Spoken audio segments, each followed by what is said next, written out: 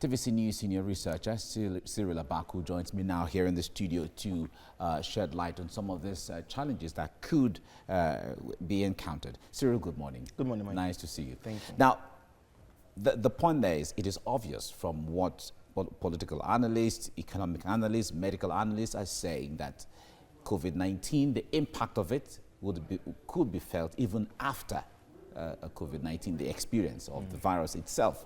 Now, from the productive perspective, where people are told to stay home, especially for a place like Lagos and Abuja, what do you think is the impact? How challenging do you think is going to be for businesses, and whether small scale or big scale or large scale? I think technology is on trial to see just how far it can go to deliver the goods. When you say work from home, it means mobile technology and the internet is going to get busier. It means that the figures that in every organization, only about 13% of people are actually active on their and committed on their jobs. This is going to actually put a strain on that, to see how everybody who has a task to do from home will have no choice but to deliver. The full impact of the downturn will become clearer when this whole thing blows over. But for now, I think that technology is on trial. In Nigeria, for instance, we have only about 40% internet penetration, and which means there's a certain percent of people who, even before coronavirus came on board, didn't have access to the internet or were being underserved. But for those who are active, those who have the means, this is a time when we might draw a line between internet for fun and internet for something a bit more serious business. Yes. So that's where to draw the line. Actually, companies are setting targets. The fact is that while the virus is around the world, it is being watched and observed. Worst case scenarios, best case scenarios, middle scenarios.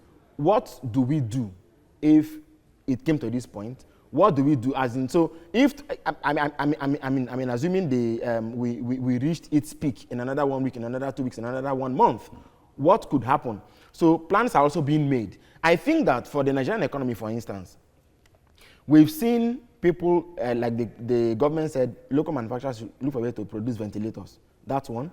We've also seen volunteers in, I think, Cross River, Aba, Bayelsa. People are producing face masks. We can also factor in local productivity in our recovery plan. Okay. So by the time we are coming out of COVID, can we also now have a more robust manufacturing sector?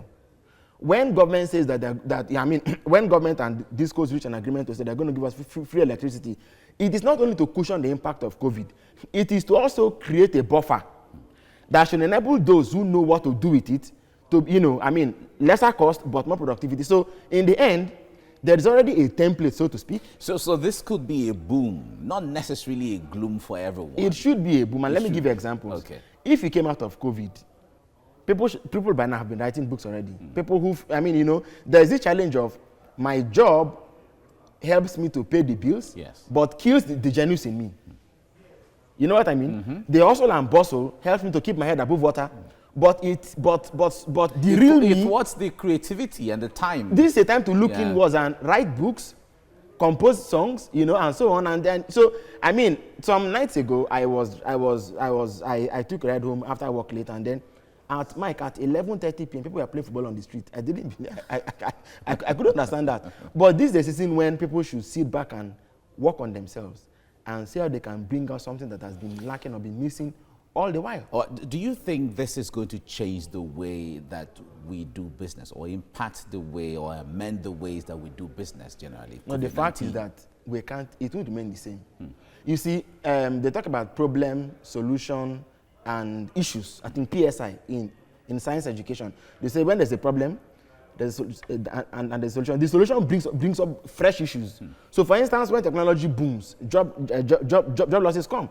But technology is the product of human ideas, and so when those cutbacks happen, more thought should go into productivity again to create even more.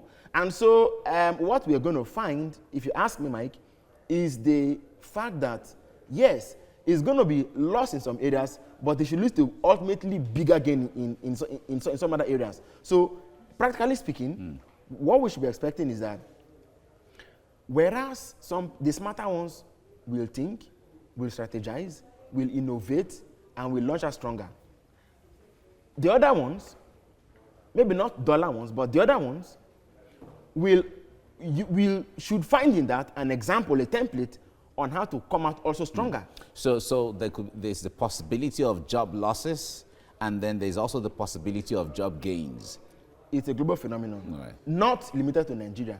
But the extent of the impact in every country will depend on how policymakers and thinkers and think tanks. Now, being strategic to taking advantage of the situation, how much of that do you think government is doing? Well, what I would say is that the COVID-19 pandemic perhaps caught us on the wrong side of it. Okay. We perhaps didn't think that it will come this full-blown in our faces. So what we see happening now is that we're seeing an intervention in terms of a PTF, doing daily briefings and so on. But then the economic planners have talked about going to take a loan and to take some money from the Social Wealth Fund. Borrowing has not helped us much. And borrowing to stay up or borrowing to fight a disease is not particularly an investment in itself. Yeah. So in the end, what I think I will personally bank on is to see Nigerians who come up with ideas that can have far-reaching impact. And then government taking advantage of those ideas to make it blossom. Thank you very much, Cyril Abaku, for your time on the program. I have with me in the studio senior researcher in TVC News, Cyril Abaku, here in the studio. Cyril, good morning. Thank you, Mike. Now, let me take it from the psychological and mental perspective of things. Now, there is a lockdown. People are forced to stay home and work from home. Now, they can't mingle, they can't be as expressive because everybody's supposed to keep social distancing. Now, how will that impact productivity and creativity on one hand? Well, technology to the rescue. Some days ago, I think Femi Falana made a call. He said courts should sit and hold trials, cases via Zoom and Skype and so on. So if you think that because of government's directive, the whole world is on lockdown, or your city is on lockdown, and so you too are on lockdown, you may be sorely mistaken. The world is moving on, and we must be careful and be deliberate to know how the world is moving on and take part in that move. So there are big corporations and schools that are even saying free online courses. Yeah. I think it's not only the discourse that should give us free electricity for 2 months. I wonder why by now we are not having a conversation around why telecoms companies, digital service providers are not being persuaded to also give us up to 3 or 4 months time on the internet.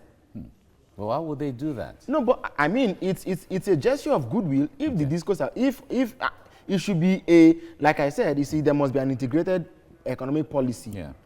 So that if you give me free power, so I'm home, so what am I going to be doing with it? The only way to be productive in such a time is when I'm online as a young person. So technology is no longer some kind of thing for the young people or for some people who are just technological enthusiasts. Yeah. It is. But it has become like we were discussing sometime. The point there is, as some businesses are shut down, it's going to be boom for others. Now you said certainly internet is something people are going to take advantage of right now. The demand is going to the virus has not stopped the internet. Yeah.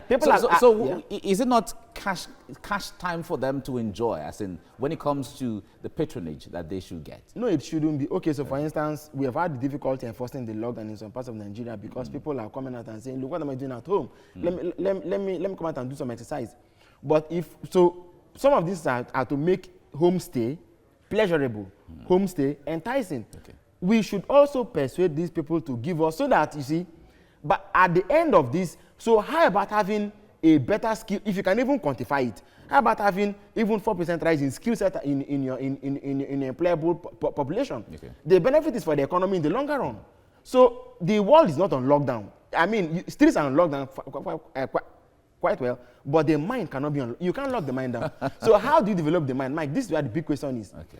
We must make sure that people are deliberately migrating in the use of technology. This is the age where they say we are millennials. But apparently we have seen that millennials may drive it, but everybody at some point must become a passenger. Because families are holding meetings via Zoom, if you don't know. So, I mean, the streets are on lockdown, but their mind, families, they cannot be on lockdown. Yeah. And how do we make that from something of mere social, socializing and fun to something even more productive for the economy and for ourselves? So we need to cash on the value chain. Okay. Like I told you, companies, big universities are offering free lessons online. If you want your citizens to benefit from it, you have to work out something. And even schools are offering courses and, for children, and classes online as well. You know, so okay. this is something that we need to deliberately look into and see how we can help as many people as possible, to cash on. All right. Thank you very much.